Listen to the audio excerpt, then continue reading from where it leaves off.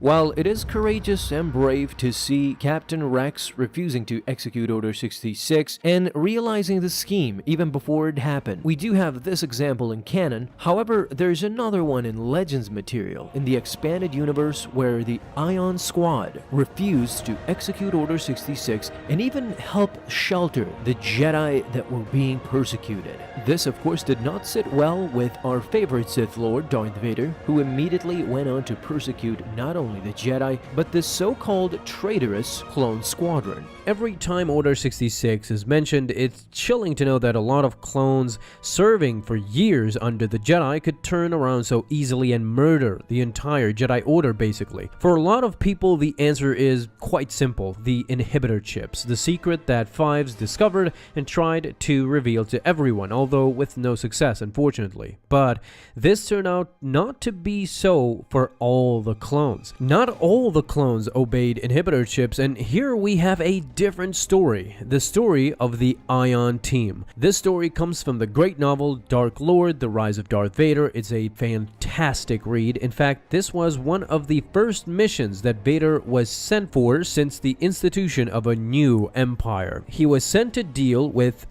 what was thought a clone rebellion, the fact that the Iron team helped the Jedi once Order 66 was executed and did not destroy the Jedi as the order entailed. Well, to understand fully, let's start explaining what happened and how the Ion team reacted to Order 66. Let's start during the waning days of the Clone Wars. The Ion team were being led by Jedi General Rowan Shrine, who previously discussed their attack on Murkana with the 32nd Air Combat Leader Commander Salvo. Shrine didn't even suspect that Salvo would soon be his enemy. Contrary to Commander Salvo, though, the Ion team, who were part of the 22nd, were also dispatched to the Battle of Murkana. The battle was gruesome, but as so had happened with many other Jedi, Order 66 came right in the midst of battle. As soon as it was executed, Commander Salvo intercepted it and realized that now the Jedi were traitors: Rowan Shrine, Bol Shatak, and Padawan Oli Starstone. However, and here's where the great minds of this squad shined more than any others, the Ion team refused to execute these three Jedi when they received Order 66 from Chancellor Palpatine because they believed it to be a false enemy signal, a trap by the Separatists. They thought logically and ignored the Order and the inhibitor chip. In conclusion, Order 66 was a trap by the Separatists. They then proceeded to save the Jedi from being ambushed by the forces of Commander Salvo by setting up a counter-ambush and allowing them all to escape.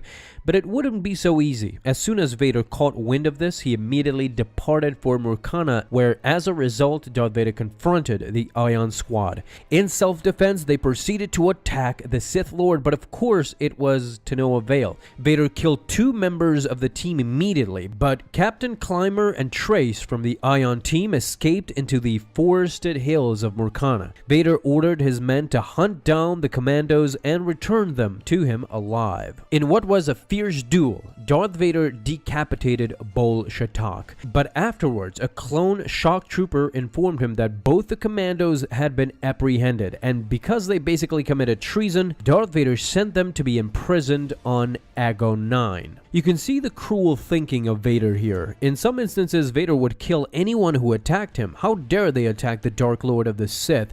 But this time, he thought a more befitting punishment would be sending them to life in prison. I would love to know what happened to them after those decades where the Empire ultimately fell, but I imagine they died in prison long before that happened. A sad reality, but I admire their logical thinking. The clones after Order 66 are treated as mindless drones who killed the Jedi, but no, not the Ion team, and I find that fascinating, but unfortunately, Vader found it disturbing. Guys, thanks a lot for stopping by and watching. If you enjoyed, leave a thumbs up down below and hit that bell to get notified the moment a new video is out. Have an awesome day, my friends, and may the Force be with you always.